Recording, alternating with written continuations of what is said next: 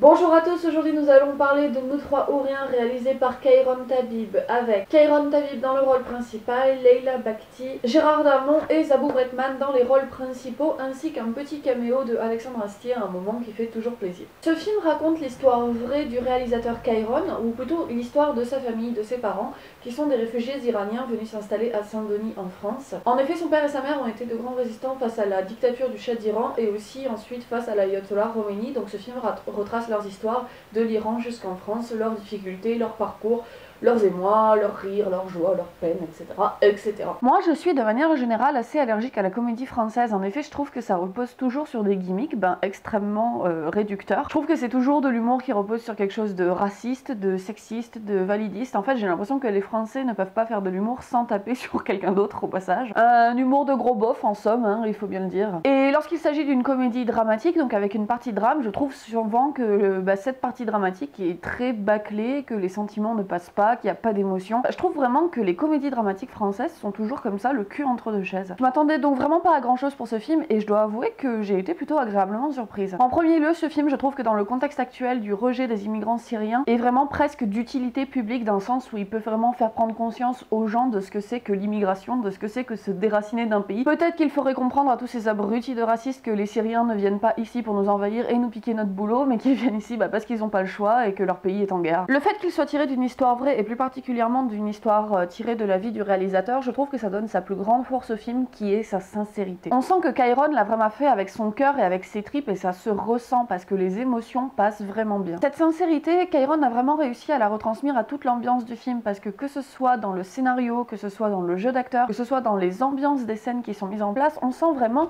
quelque chose d'authentique, de sincère et de profond. Et ça, cette viscéralité, cette profondeur, c'est avant tout créé par des personnages qui sont, il faut le dire, vraiment très bien écrits, très bien faits. Étant donné, encore une fois, qu'ils viennent de personnages réels existants de la vie du réalisateur, ça se ressent. En plus, ces personnages très bien écrits sont servis par un jeu d'acteurs qui est, il faut dire, vraiment plutôt bon. Déjà, on a un casting, vous l'avez vu au début, qui est vraiment quand même une tête d'affiche avec des grosses superstars. Kairon, qui joue le rôle de son propre père, en fait, il joue vraiment très bien, il faut le dire, il arrive vraiment à faire passer de l'émotion. Celle où je serais peut-être un peu plus sceptique, c'est Leila Bakhti qui joue le rôle de Feretesh, la femme de Ibat. Je trouve qu'elle avait tendance, de manière générale, à en faire un petit peu trop et puis à décrédibiliser son personnage, mais bon, ça c'est très personnel, j'ai beaucoup de mal avec sa manière de jouer dans tous les films que je l'ai vu de toute manière. Étant donné que c'est une comédie dramatique, on a à la fois une partie humoristique et une partie dramatique. Waouh, merci Captain Obvious. Les scènes humoristiques fonctionnent de manière générale vraiment plutôt bien. En fait ici, contrairement à beaucoup d'autres comédies françaises, l'humour n'est jamais sexiste ou raciste, au contraire, et en fait ça prouve vraiment bien qu'on peut en fait faire de l'humour sans taper sur personne et sans faire du mal à personne. Un des trucs qui m'a fait le plus mourir de rire dans ce film, c'est le caméo de Alexandre Astier au début qui joue le Shah d'Iran. Il est parfait, enfin c'est Alexandre Astier de toute manière, il faut aimer son jeu d'acteur ou pas, mais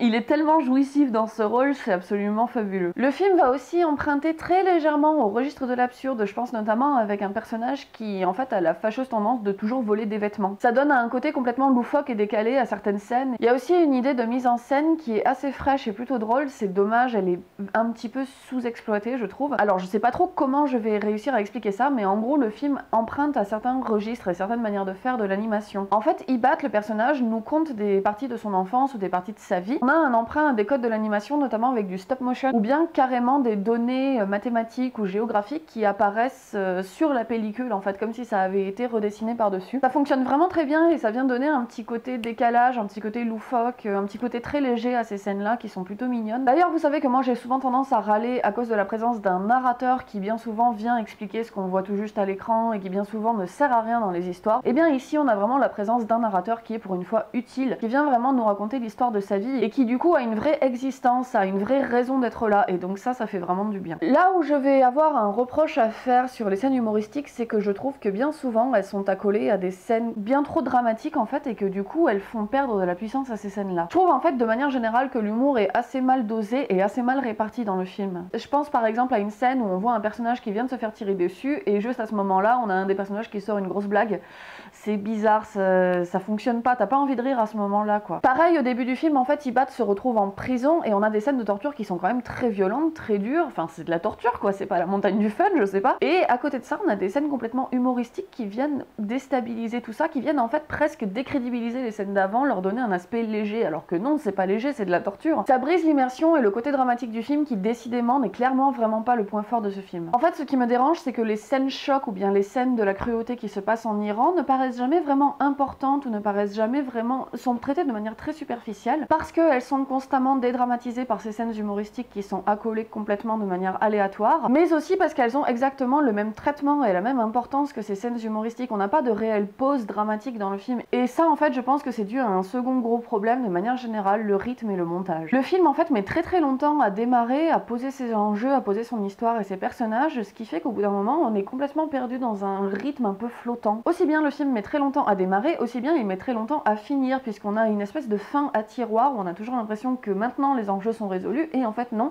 on nous rajoute un nouvel enjeu pour qu'il soit résolu. Les scènes entre elles sont aussi mal équilibrées, comme je vous l'ai expliqué auparavant, mais c'est aussi dû par un problème vraiment de montage et de post-production. Je pense par exemple à une scène au ralenti où l'on suit en parallèle une personne qui est en train de se faire tuer et l'accouchement de la femme de Ibad. Et cette scène est longue, elle s'éternise. Et en fait, ça s'éternise vraiment pas dans un bon sens, pas dans le sens où ça va nous laisser profiter de l'émotion de l'instant, nous faire ressentir de l'empathie envers les personnages. Ça s'éternise vraiment d'une manière extrêmement bizarre parce qu'on n'a jamais plus tard dans le film en fait ce genre de gimmick qui est utilisé à nouveau, donc c'est très bizarre. Alors le film n'est pas chiant parce que le sujet en soi est vraiment très passionnant et comme je vous l'ai dit, il y a des scènes humoristiques qui fonctionnent très bien, mais je pense qu'avec un autre sujet et dû à ces problèmes de rythme et ces problèmes de montage, il aurait vraiment pu ne pas être bien du tout, quoi. Voilà, j'ai pas grand chose de plus à dire sur ce film parce que après au niveau de la réalisation, au niveau de la mise en scène, c'est assez classique. En fait, ce film, il n'est ni innovant ni original, mais il est vraiment très sincère, touchant et puis assez drôle par moments. Ce n'est clairement pas un mauvais film, c'est un bon petit film français sans prétention, qui a un arrière-goût assez joyeux, assez positif, un petit goût de feel-good movie qui n'est pas déplaisant à voir. Voilà, ma critique de Nous trois ou rien est terminée, j'espère qu'elle vous aura plu. N'hésitez pas comme d'habitude à me suivre sur Facebook si vous souhaitez être au courant des dernières vidéos, à vous abonner sur ma chaîne pour me soutenir si jamais ce que je vous propose vous plaît, et moi je vous dis comme d'habitude à la prochaine pour une nouvelle vidéo. Salut!